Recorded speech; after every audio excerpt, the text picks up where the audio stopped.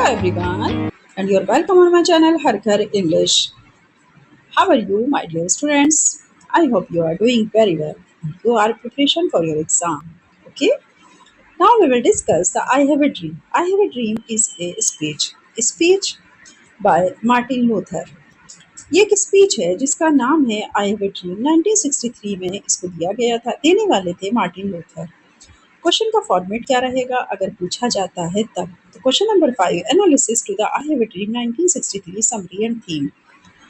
देखिए, आपको ये समझना बहुत ही इजी वे में है कि अगर आप समरी या थीम को अच्छे से समझ लेते हैं किसी भी टॉपिक के, तो जाहिर सी बात है कि आपको उसके आंसर का फॉर्मेट अपने आप समझ में आ जाता है कि आपको किस फॉर्मेट में उस आंसर को लिखना है।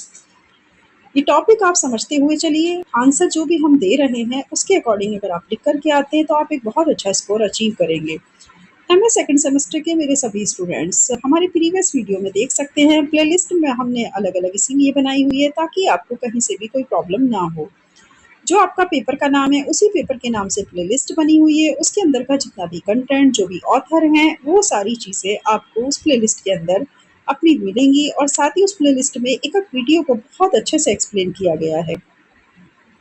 अगर आप कुछ भी नहीं खरीद पाए हैं, मान लीजिए बुक्स भी नहीं ले पाए, सीरीज भी नहीं खरीद पाए, कुछ नहीं कर पाए, लेकिन सिर्फ आपके वही टॉपिक मैच कर रहे हैं जो टॉपिक हमने अपनी प्लेलिस्ट में डिस्कस किए हुए हैं अपनी वीडियोस के थ्रू, तो आप हमारे ही चैनल से तैयारी कर लीजिए, नोट्स बना लीजिए और 100% आप एक अच्छा स्कोर अचीव करेंगे।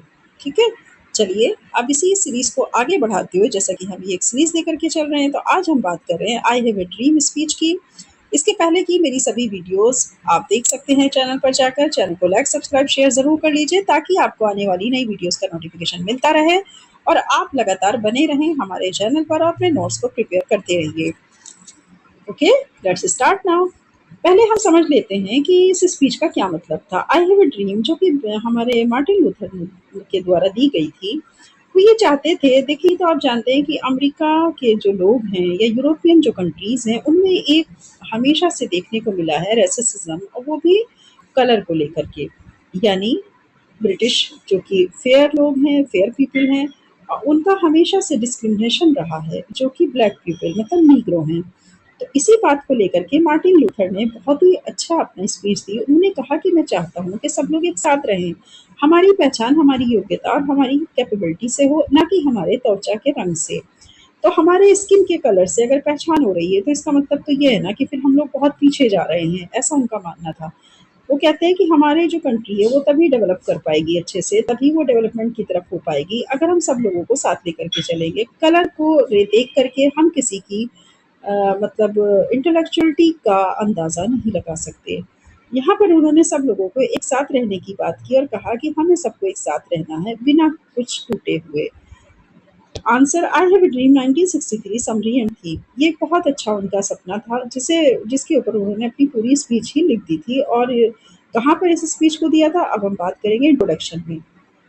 जैसा कि आप जानते हैं कि लॉन्ग क्वेश्चन की शुरुआत हम करते हैं अपने इंट्रोडक्शन से।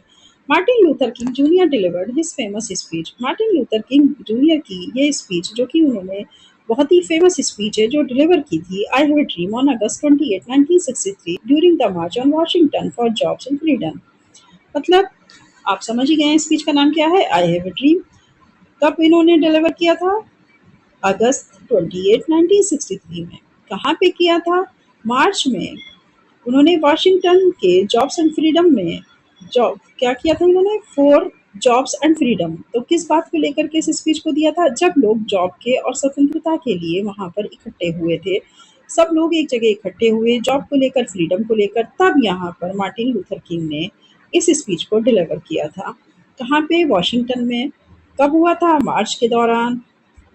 March on Washington for jobs and freedom, यानी कि जॉब्स और फ्रीडम के लिए जब वॉशिंगटन में मार्च निकाला गया, एक धरना दिया गया था बहुत बड़ा, या एक तरीके से आप इसको इस तरह भी समझ सकते हैं कि सब लोग एक जगह इकट्ठे हुए थे। 28 अगस्त की बात है 1963 में मार्टिन लूथर किंग जूनियर ने अपनी इस फेमस स्पीच को फिर डिलीवर किया था। Okay, the speech is a powerful call for racial equality and justice in America. मैंने अभी आपसे बताया कि रेसिज्म बहुत ज़्यादा है, तो ये स्पीच अपने आप में बहुत ही पावरफुल कहलाई क्योंकि इसने इक्वलिटी की बात करी। रेशियल इक्वलिटी की बात करी और अमेरिका में जस्टिस की बात की। तो अमेरिका में जस्टिस और रेशियल इक्वलिटी दो बातों की वजह से इस स्पीच को बहुत ही पावरफुल माना गया। I have a dream speech bye Martin Luther king junior on 28 August 1963।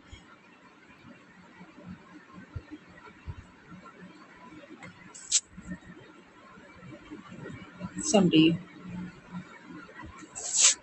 The speech begins by referring to Abraham Lincoln and the Emancipation Proclamation, which promised freedom to enslaved people. इस speech की शुरुआत होती है Abraham Lincoln पर reference देते हुए, जिन्होंने हमेशा इक्वलिटी की बात की और वादा किया था कि आज़ादी के बाद हम जो गुलाम लोग हैं, यानी कि जो ब्लैकिश हैं, नीग्रो टाइप लोग हैं, उनको क्या करेंगे, उनको छोड़ देंगे, उनको आज़ादी देंगे। However, King points out that even after 100 years, African Americans were still facing discrimination, poverty, and injustice. जबकि हुआ इसका उल्टा। तो क्या कहा उन्होंने जब अपनी स्पीच की शुरुआत की, तो क्या कि अब्राहम लिंकन का रेफरेंस देते हुए उन्होंने उस वादे को याद दिलाया जो वादा अब्राहम लिंकन ने किया था। फ्रीडम, उन्होंने कहा था कि अमेरिका के फ्रीडम होते ही, फ्री होते ही हम सबसे पहले अपने यहाँ जो हमारे इंस्लेव, जो हमारे लोग हैं इंस्लेव्ड, यानी कि जो हमारे दास लोग हैं, उनको हम आज़ादी देंगे, उनको समानता का दर्जा देंगे। अब हुआ क्या, जबकि आज़ादी के 100 साल गुजर गए, लेकिन अभी भी अफ्रीकन अमेरिकन के बीच ये डिस्क्रिमिनेशन, यानी ये अंतर अभी तक बना हुआ है। वो इस चीज़ को फेस कर रहे हैं, गरीबी को फेस कर रहे हैं और अन्याय को फेस कर रहे हैं। कौन कर रहे हैं? अफ्रीकन लोग। किनके बीच में? अमेरिकन के बीच में। Next, he described this situation as a bad check given to black citizens, meaning that the promises of equality and justice were not fulfilled. आगे वो डिस्क्राइब करते हैं उस सिचुएशन को। उन्होंने कहा ये एक बैड चेक की तरह है, यानी बाउंस चेक हो जाने को ही बैड चेक बोला जाता है। तो ये एक बाउंस चेक की तरह है, जिन्होंने हमारे जो ब्लैक सिटीजन्स थे उनको कहीं से भी उनकी बेहतर स्थिति नहीं बनाई, अपने वादे को पूरा नहीं किया। मीनिंग दैट द प्रॉमिस, कि क्या क्या अर्थ रहा उस वादे का जो इक्वलिटी की बात करता है, जस्टिस की बात करता है, जबकि उसने इन वादों को पूरा ही नहीं किया, उसने इन वादों को फुलफिल ही नहीं किया। इक्वलिटी और जस्टिस तो मिला ही नहीं उन ब्लैक सिटीजन्स को, इसलिए ये एक बाउंस चेक है। King urges people to demand their rights peacefully without violence और हेट्रेड। आगे किंग पूरी तरीके से लोगों से विवेचना करते हुए दिखाई देते हैं। वो ऐसे डिमांड करते हैं कि देखो, तुम्हें अपने राइट के लिए बहुत ही शांतिपूर्वक, बिना वायलेंस के, मतलब कहीं से भी कोई हिंसा नहीं करनी, कोई नफरत नहीं फैलानी है। आगे वो अपने लोगों के साथ इस बात की प्रार्थना करते हैं कि तुम्हें बहुत ही शांतिपूर्वक तरीके से अपने हक को लेना है, बिना किसी वायलेंस के, बिना किसी हैट्रेड के। He emphasizes unity and brotherhood among all races. आगे वो जोर देते हैं कि हमारी जो ये एकता है, हमारा जो ये भाईचारा है, ठीक है, हम सब अलग अलग कलर के हैं, ऑल रेसेस हैं, मतलब पूरे तरीके से रेसिज्म है, लेकिन इन सब के बीच में भी हमारे बीच एक भाईचारा होना चाहिए और हमारे बीच एक एकता होनी चाहिए। इस बात पर वो बहुत ज़्यादा जोर दे करके बात करते हैं उन लोगों के साथ में जो कि ब्लैकिश सिटीजन है। Next, the most powerful part of the speech is when King shares his dream of a future where people will not be judged by the color their skin but by their character.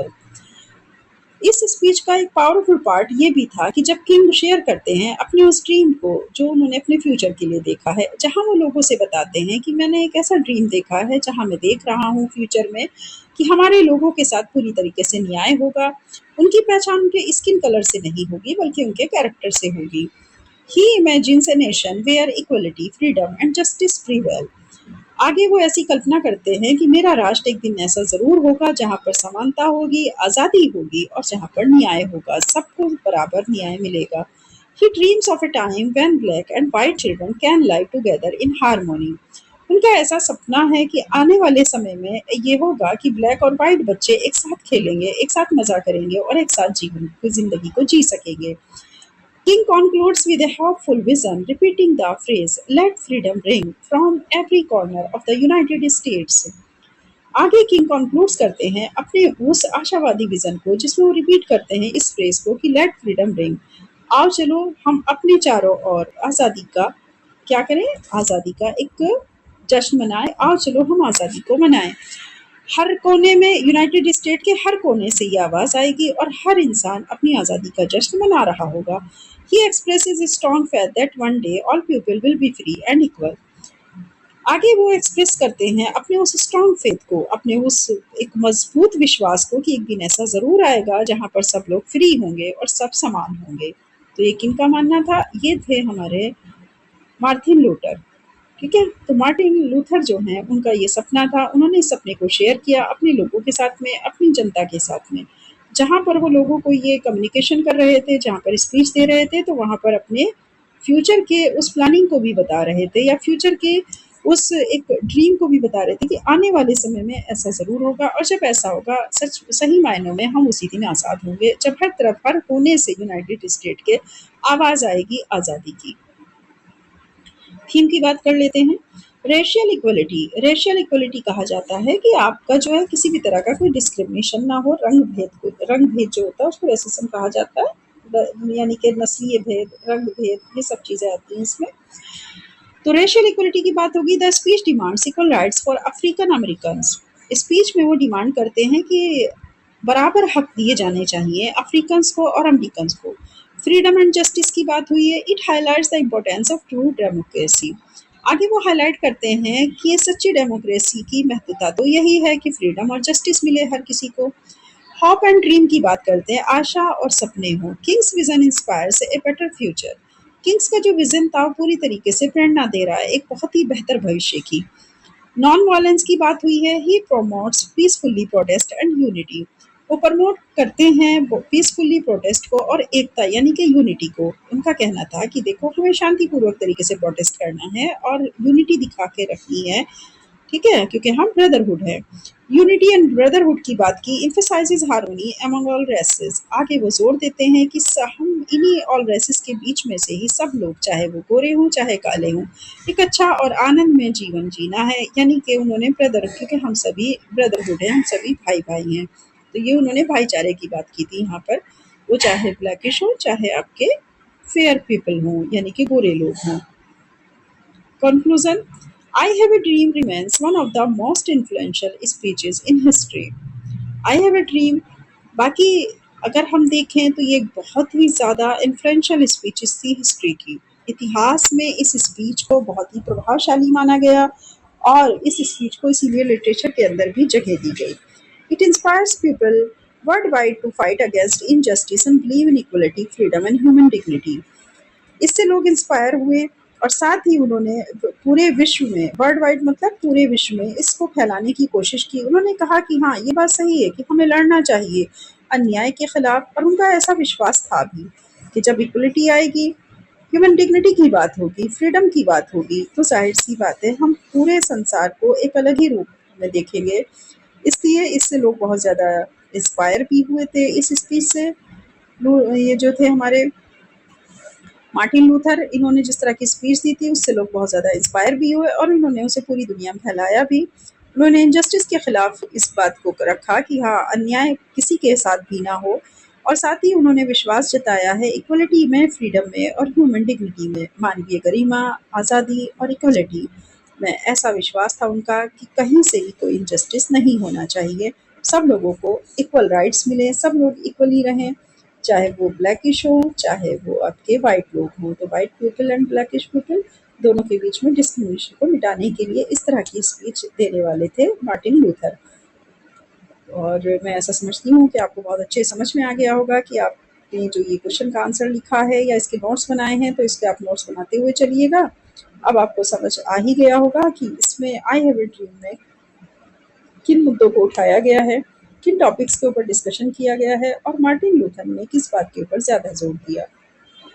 Okay, चलिए, channel को like subscribe share ज़रूर करिएगा और साथ ही हमें comment ज़रूर दीजिए कि आपको हमारी वीडियो कैसी लगती हैं और आप किस टॉपिक पर चाहते हैं कि हम आपके लिए वीडियो बनाएं। तो हम कोशिश करेंगे उसी टॉपिक के ऊपर वीडियो बना करके अपलोड करने की।